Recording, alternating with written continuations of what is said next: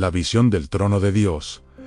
En el año en que murió el rey Usías, cuando la nación de Judá temblaba entre la memoria de un reinado largo y la incertidumbre de un futuro incierto, algo eterno se reveló en medio de lo pasajero. Mientras los tronos humanos se debilitaban y el polvo del poder terrenal se levantaba con el viento, el profeta contempló un trono que no conoce decadencia ni sucesión. Era el año de luto, el año de transición. Usías, también llamado Azarías, había reinado con fuerza, pero su final estuvo marcado por la lepra y la humillación. El pueblo sentía la fragilidad del liderazgo humano, y fue precisamente en ese contexto cuando el cielo se abrió ante los ojos de Isaías. No fue una imaginación ni un sueño común, fue una revelación que trastocó el alma. Isaías vio al Señor sentado sobre un trono alto y sublime. No era un asiento cualquiera, sino un trono elevado por encima de todo dominio, por encima de reyes, imperios y generaciones. Su altura hablaba de autoridad absoluta. Su sublimidad declaraba gloria incontestable. El borde de su manto llenaba el templo. No hacía falta ver todo el esplendor para comprender su grandeza. Tan solo el borde, el extremo de su vestidura, saturaba el santuario.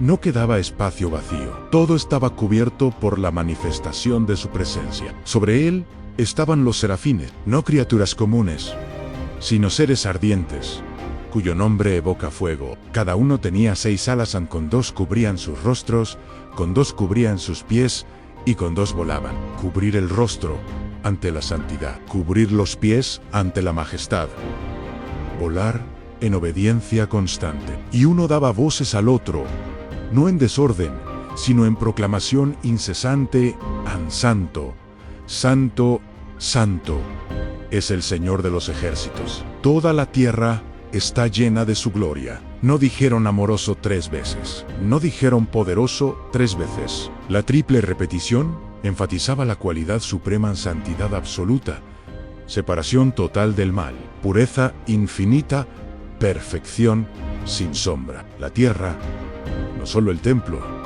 estaba llena de su gloria, y al sonido de aquellas voces, los quicios de las puertas se estremecieron. El fundamento mismo vibró. El templo se llenó de humo, símbolo de misterio, de presencia, de algo que no puede ser contenido ni explicado en su totalidad. No era un espectáculo estético, era una confrontación espiritual. Ante esa escena, Isaías no gritó de emoción, no celebró haber visto algo sobrenatural, no pidió un milagro. Su reacción fue otra. ¡Ay de mí, que soy muerto en el profeta!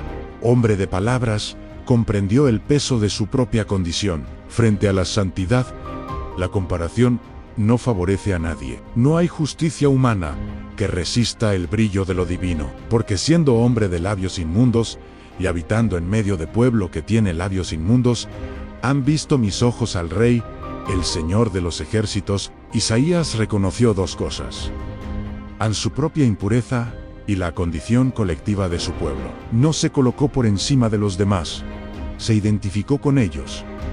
La santidad reveló el pecado, pero la historia no termina en condenación. Uno de los serafines voló hacia él, trayendo en su mano un carbón encendido tomado del altar con tenazas. Ese carbón no provenía de cualquier fuego, venía del altar, lugar de sacrificio, lugar donde la culpa es tratada. El serafín tocó con el carbón los labios de Isaías. Dolor y gracia en el mismo instante. He aquí que esto tocó tus labios, y es quitada tu culpa, y limpio tu pecado. La purificación no vino por esfuerzo humano, vino por iniciativa divina. Primero la revelación, luego la convicción, después la purificación. Y entonces, solo entonces, Isaías oyó la voz del Señor diciendo: ¿A quién enviaré? ¿Y quién irá por nosotros? No era una pregunta por ignorancia, era una invitación. Dios, soberano absoluto, decide involucrar al ser humano en su propósito. Isaías, ahora purificado, no huyó, no pidió detalles sobre el salario, la duración o los riesgos. Henme aquí, envíame a mí, en disponibilidad total. Pero el mensaje que debía llevar No era fácil. Dios le dijo a Ambe: «Y di a este pueblo han oíd bien. Y no entendáis, ved por cierto, mas no comprendáis en». Era una comisión difícil. Isaías debía predicar a un pueblo endurecido, anunciar verdad en un contexto de resistencia espiritual. El corazón del pueblo se había vuelto insensible, sus oídos pesados, sus ojos cerrados, no porque no hubiera mensaje, sino porque habían decidido no escuchar. La visión del trono no solo reveló la santidad de Dios, reveló también la gravedad del endurecimiento humano. Isaías preguntó: «¿Hasta cuándo, Señor?». Una pregunta que brota del peso del ministerio. La respuesta fue sobria: hasta que la desolación cubriera la tierra, hasta que quedara apenas un remanente, como el tocón de un árbol talado. Pero ese tocón, ese resto, sería simiente santa. La visión comenzó con un trono alto y sublime, y terminó con esperanza en medio del juicio. El mensaje es claro y profundo: aun cuando los tronos humanos caen, el trono de Dios permanece. Cuando la nación se desorienta, la santidad de Dios no cambia. Cuando el pecado se revela, también se ofrece purificación. Cuando el llamado se escucha, la respuesta define el destino. Isaías no salió del templo igual que como entró. Nadie que contempla la santidad divina puede permanecer indiferente. La visión no fue entretenimiento espiritual, fue transformación. El fuego que tocó sus labios simboliza una verdad eterna en Dios.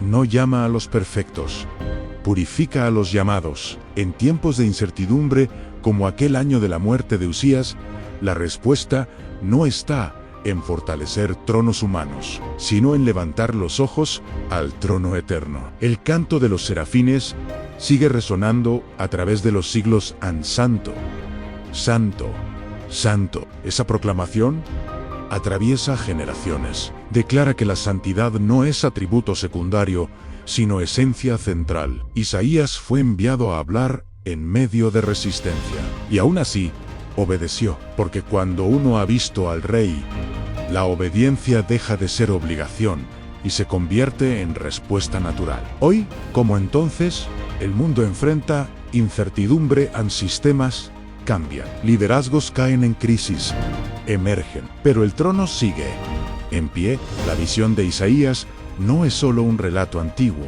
es una invitación permanente a reconocer la santidad, a admitir nuestra condición, a recibir la purificación y a responder al llamado: ¿a quién enviaré? La pregunta aún resuena, y la respuesta, como en aquel día, nace de un corazón que ha sido tocado por el fuego del altar. Enme aquí.